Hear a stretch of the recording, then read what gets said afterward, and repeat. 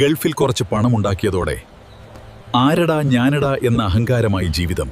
ആളുകളെപ്പോലും പണത്തിന്റെ വിലയിൽ അളന്ന കാലം. പക്ഷേ വയസ്സ് കയറുമ്പോൾ രാത്രികളിൽ ഒറ്റയ്ക്കിരുന്ന് ചിന്തിക്കും, ഉണ്ടാക്കിയ സമ്പാദ്യം നേർവഴിയിലൂടെ ആയിരുന്നോ എന്ന്. ഒരു കാലത്ത് എല്ലാവരെയും നിയന്ത്രിച്ച ശരീരം ഇപ്പോൾ സ്വന്തമായി പോലും വഴങ്ങുന്നില്ലായ്മയാണ്.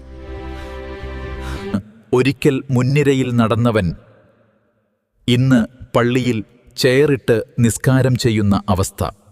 അപ്പോഴേക്കും നാട്ടുകാർ പോക്കറ്റിന്റെ വലിപ്പം കണ്ട് പള്ളി കമ്മിറ്റി പ്രസിഡന്റാക്കും.